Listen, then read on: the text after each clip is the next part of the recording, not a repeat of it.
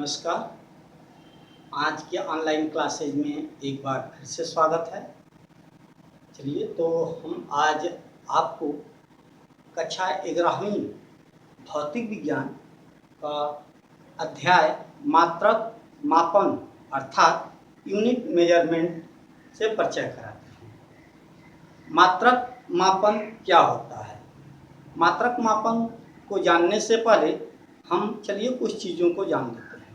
जैसे राशियां या भौतिक राशियां किसे कहते हैं? भौतिक राशि किसे कहते हैं? हम लोग भौतिक विज्ञान पढ़ रहे हैं, तो भौतिक राशियां किन राशियों को कहते हैं जानना नितांत आवश्यक है। भौतिक राशियां, भौतिक राशियां वे राशि होती हैं जो किसी भौतिक परिघटना में शामिल होती हैं तथा जिससे मापा जा सके और संख्या द्वारा प्रदर्शित किया जा सके। एक बार फिर से सुने, वे सभी राशियां जिनका संबंध किसी न किसी भौतिक परिघटना से हो तथा जिसे संख्या द्वारा व्यक्त किया जा सके और मापा जा सके, उन्हें भौतिक राशियां कहते हैं। उदाहरण, गाड़ी का चलना। जब गाड़ी चल रही होती है तो दिए गए समय में वह कुछ दूरी तय करती है, तो चलने की परिघटना में गाड़ी द्वारा तय की गई यह दूरी भौतिक राशि है। जो समय लगता है दूरी तय करने में, वह समय भी भौतिक राशि है। समय को भी मापा जा सकता है, संख्या द्वारा व्यक्त किया जा सकता है। दूरी को भी मापा जा सकता है, संख्या द्वारा व्यक्त किया जा सकता है। इसी तरह गति की इस क्रिया में तमाम ऐसी भौतिक राशियां, वेग, त्वरण, बल शामिल होती हैं जिन्हें मापा जा सकता है और संख्या द्वारा व्यक्त किया जा सकता है। अब बात करते हैं इसी घटना में। मान लीजिए गाड़ी चलते चलते कहीं एक्सीडेंट कर जाती है। एक्सीडेंट करने के दौरान चालक को चोट लगता है। चोट लगने पर उसे तकलीफ होती है। अब तकलीफ कितनी होती है?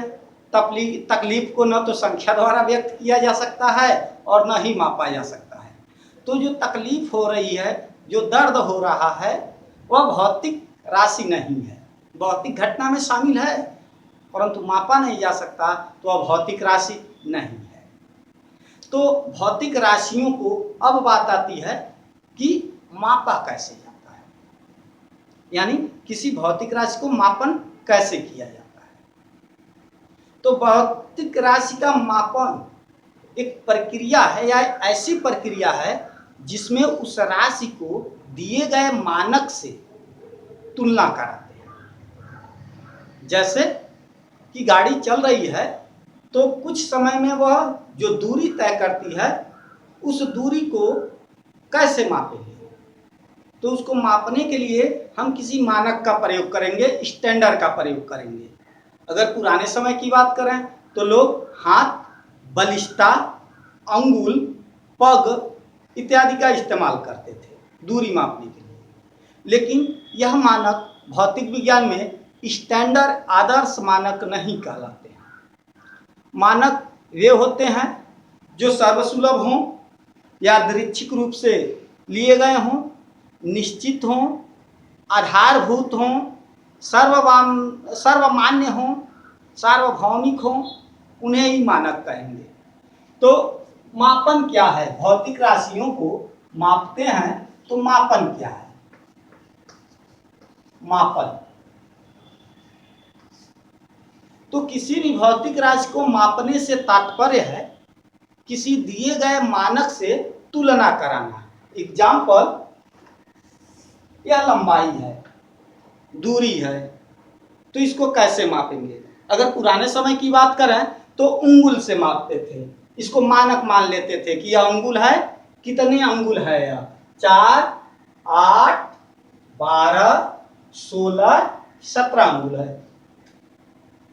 तो अंगुल को मानक मान लिए और बताया कि इसकी लंबाई 17 अंगुल है। लेकिन क्या सभी की उंगलियां बराबर होती हैं? नहीं, सभी की उंगलियां बराबर नहीं होती हैं। मेरे लिए 17 अंगुल है तो मेरे से जो मोटे होंगे हो सकता है उनके लिए 10 ही अंगुल हो, मेरे से जो पतले होंगे हो सकता है उनके लिए 20 अंगुल हो। तो यह अंगुल मानक नहीं है। इस मानक वे होते हैं जो सर्वमान्य हों। सर्वमान्य मतलब सभी लोग मानते हों, सर्वसुलभ हों यानी कि आसानी से उपलब्ध हों, निश्चित हों। निश्चित मतलब जिसका मान जगह, समय, स्थान परिवर्तन के साथ न बदलता हो। सार्वभौमिक हों अर्थात सभी भूमिकाओं में इस्तेमाल किया जाना योग्य हो, उन्हीं को हम मानक चुन सकते हैं। तो अब बात करते हैं मानक की। मानक क्या होता है? अगर तीनों को एक ही में मिलाकर कहें तो कहेंगे किसी भौतिक राशि को मापने में, किसी भौतिक राशि को मापने में जिस स्टैंडर्ड का या मानक का प्रयोग करते हैं उसे ही मानक कहते हैं। या मापन वह प्रक्रिया है जिसमें हम भौतिक राशि को किसी मानक से तुलना कराते हैं, कंपेयर कराते हैं। जैसे कि मानक में लंबाई के लिए हम मीटर, सेंटीमीटर, मिलीमीटर इत्यादि का प्रयोग करते हैं, जबकि द्रव्यमान मापन में हम kilogram, hectogram, decagram, decigram, centigram, milligram इत्यादि का प्रयोग करते हैं। ये सब मानक हैं क्योंकि इनका स्थान परिवर्तन या समय परिवर्तन के साथ इनके मान में कोई परिवर्तन नहीं होता है। तो मापन करने के लिए आइए जानते हैं किन चीज़ों की जरूरत होती है। मापन करने के लिए सबसे महत्वपूर्ण होता है मानक। मापन किसका किया जाता है? भौतिक राशि का। जैसे कोई वस्तु है, यहाँ बिंदु ए पर, बिंदु ए से चलना प्रारंभ करती है और कुछ समय के बाद बिंदु बी पर पहुंच जाती है, तो होता है यह कितना दूरी चली। तो इसके लिए हमें एक मानक बनाना पड़ेगा। वह मानक आप कुछ भी बना सकते हैं, लेकिन शर्त है कि वह स्थिर होना चाहिए, निश्चित होना चाहिए, सर्वमान्य होना चाहिए, सार्वभौमिक होना चाहिए, सर्वसुलभ होना चाहिए, यादृच्छिक होना चाहिए, वगैरह वगैरह। तो मानक के रूप में, लंबाई के मानक के रूप में तमाम मानक लिए गए, जिसमें से मीटर महत्वपूर्ण है। हम मीटर में मापते हैं।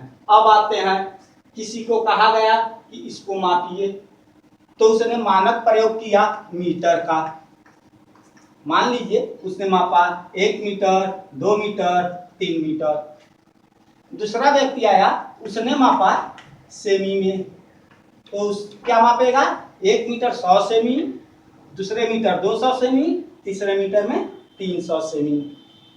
अर्थात मानक का आंकिक मान जितना ही अधिक होगा उसका मात्रक उतना ही छोटा होगा, जबकि मात्रक जितना ही बड़ा होगा आंकिक मान उतना ही छोटा होगा। अर्थात जब मानक हम मीटर ले रहे थे बड़ा था तो आंकिक मान 3 आ रहा था, यानी कि 3 मीटर आ रहा था, और जबकि मानक सेमी में ले रहे थे तब आ रहा था 300 सेमी।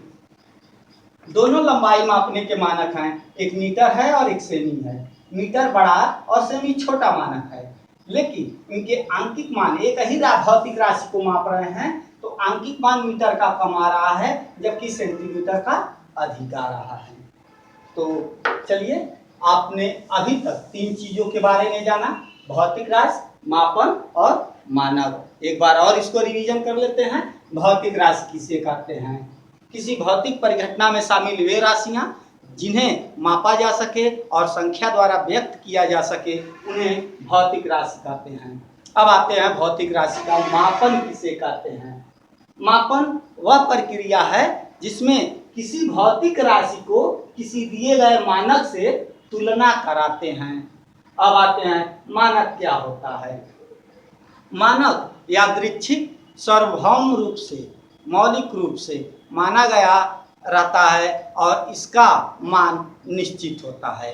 आइए अब जानते हैं मापन के लिए क्या क्या आवश्यक है। अब अगला आपका टॉपिक है मापन के लिए आवश्यक चीजें। किसी भौतिक राशि को मापने के लिए आवश्यक चीजें क्या क्या होती हैं। तो किसी भौतिक राशि को मापने के लिए दो आवश्यक चीजें होती हैं। पहला होता है मात्रक, इसको अंग्रेजी में कहते हैं यूनिट। मात्रक क्या होता है? वह सर्वमान्य मानक जिसका भौतिक राशि से तुलना कराया जाता है। वह सर्वमान्य मानक जिसे दिए गए भौतिक राशि का तुलना कराया जाता है उसे हम मात्रक कहते हैं। जैसे कि लंबाई का मात्रक मीटर होता है, द्रव्यमान का मात्रक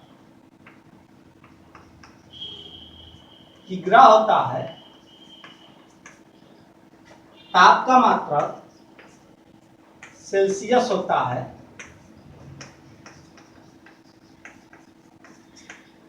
समय का मात्रक सेकंड होता है, वगैरह वगैरह। तो प्रत्येक भौतिक राशि को मापने के लिए मात्रक की आवश्यकता होती है। मात्रक वह सर्वमान्य मानक है जिसका भौतिक राशि का तुलना कराने में प्रयोग किया जाता है। दूसरी जो महत्वपूर्ण चीज है वह है आंकिक मान।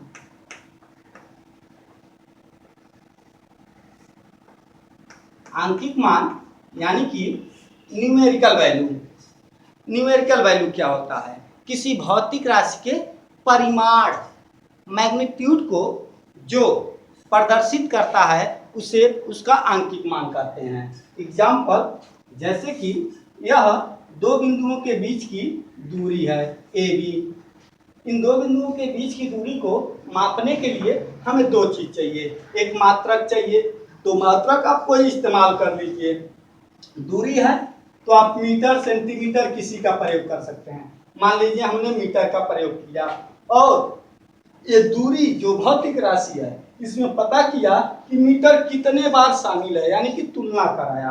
तो हमने देखा, मापा 1 मीटर, 2 मीटर, 3 मीटर, 4 मीटर और या 5 मीटर। तो हमने कहा जो मात्रक हमने इस्तेमाल किया मीटर वह इसमें 5 बार शामिल है, 5 गुना है। तब उस कंडीशन में वह जो 5 होगा वह उसका आंकिक मान कहलाएगा। यह हो जाएगा 5 मीटर।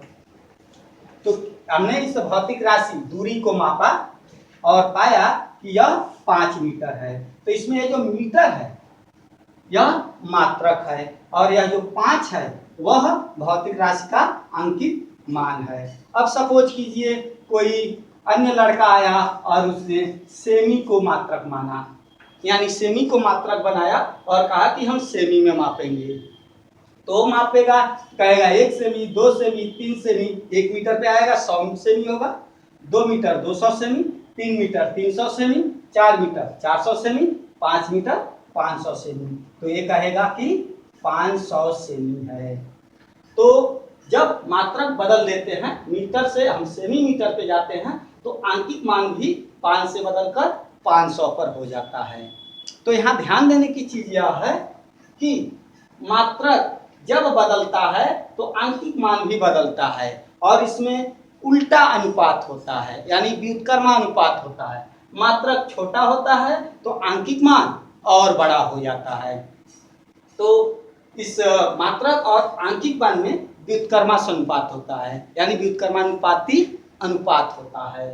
अर्थात मात्रक छोटा होने पे आंकिक मान बड़ा हो जाता है उल्टा कहें, मात्रक छोटा होने पर आंकिक मान बड़ा हो जाता है। जैसे मीटर को सेमी में करेंगे तो 5 से यह 500 हो जाएगा। अब बात करते हैं इस संबंध को समीकरण रूप में दिखाने के लिए। मात्रक को अंग्रेजी में यूनिट कहते हैं अगर यू से दिखाएं, और आंकिक मान को अंग्रेजी में न्यूमेरिकल वैल्यू कहते हैं, इसको यन से दिखाएं। तो यू और यन का जो गुणनफल होता है वह सदैव बराबर होता है, चाहे आप किसी पद्धति में मापते हो। जैसे कि उदाहरण स्वरूप मान लीजिए यह दो बिंदुओं के बीच की दूरी है ए बी।